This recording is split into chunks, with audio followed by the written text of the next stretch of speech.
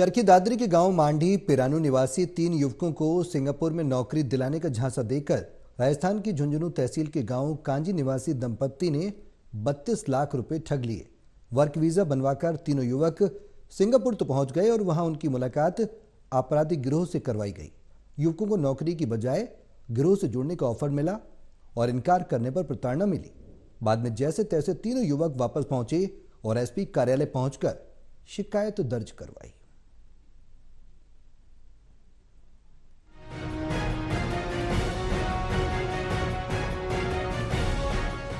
चरखी दादरी के गांव माड़ी पिरानू निवासी 3 युवकों को सिंगापुर में नौकरी दिलाने का झांसा देकर राजस्थान की झुंझुनू तहसील के गांव काजी निवासी दंपत्ति ने 32 लाख ठग लिए। वर्क वीजा बनवाकर तीनों युवक सिंगापुर तो पहुंच गए, वहां उनकी मुलाकात आपराधिक गिरोह से करवाई गई। युवकों को नौकरी की बजाय गिरोह से जुड़ने का ऑफर मिला और इनकार करने पर प्रताड़ना मिली। बाद में जैसे तैसे तीनों युवक वापस पहुंचे और एसपी कार्यालय पहुंचकर शिकायत दर्ज करवाई। पुलिस ने राजस्थान निवासी नामजद दंपत्ति के खिलाफ केस दर्ज कर आगामी कार्रवाई शुरू कर दी है। दरअसल दादरी एसपी कार्यालय में 31 अक्टूबर 2023 को एक शिकायत सौंपी गई थी, जिसकी जांच आर्थिक अपराध शाखा को सौंपी गई। शिकायतकर्ता विकास ने बताया कि गांव कांजी निवासी रवीश व उसकी पत्नी पूजा का माड़ी में रिश्तेदारी होने के कारण गांव में आना जाना था। एक दिन उनकी मुलाकात उनसे हुई और उन्होंने कहा कि वे युवाओं को विदेश में नौकरी लगवाते हैं, अगर उन्हें नौकरी करनी है तो वे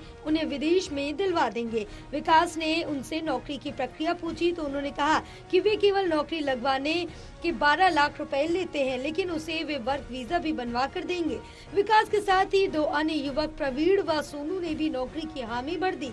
इसके बाद उन्होंने आरोपियों के कहे अनुसार अपनी वीजा बनवा लिया। शिकायत के अनुसार विकास ने 4 मई 2022 को 10 लाख, प्रवीण ने जुलाई 2022 को 12 लाख और सोनू ने अक्टूबर 2022 में 10 लाख रुपए आरोपी पक्ष को दे दिए। विकास, सोनू और प्रवीण ने बताया कि आरोपियों ने उन्हें सिंगापुर में नौकरी दिलाने के बजाय आपराधिक व्यक्तियों से मुलाकात करवाई और उनके साथ काम करने के लिए कहा। बाद में जब उन्होंने काम करने से इनकार कर दिया तो उन्हें प्रताड़ना दी गई। इस दौरान जैसे तैसे करके वहां से वो लोग भाग निकले और गांव आ गए। आरोपियों से पैसे वापस मांगने पर धमकी मिल रही है। उन्होंने पुलिस से आरोपियों पर कार्रवाई कर पैसे बरामद कराने की मांग की है। एक हमारा भांजा गांव को राजस्थान से काजी के बाद से वो हमको यहाँ पर मिला था। वो बोला कि हम विदेश में नौकरी लगवाने के 10 से 12 लाख रुपए लेते हैं, आपको 4 से 5 साल का वर्क परमिट दे दिया जाएगा। तो हमने उसको पैसे इधर उधर से लेके ब्याज पर के दिए, तो उसने ये बोली कि मुझे पैसे ले लिए, मेरे को सिंगापुर बुला लिया। वहाँ पर मेरे को मिला तो उसने मेरा 3 महीना का टिप्पी वीजा लगवा दिया। मैं गया था 29 जनवरी 2023 को और वापस आया था 2 मई 2023 को।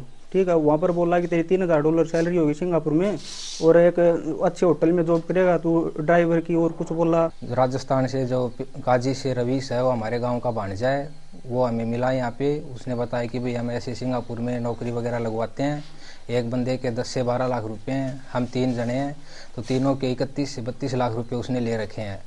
कुछ पेमेंट हमारी कैश है और कुछ पैसे ऑनलाइन गए हुए हैं, उनका सबका हमारे पास बैंक स्टेटमेंट वगैरह सब कुछ है।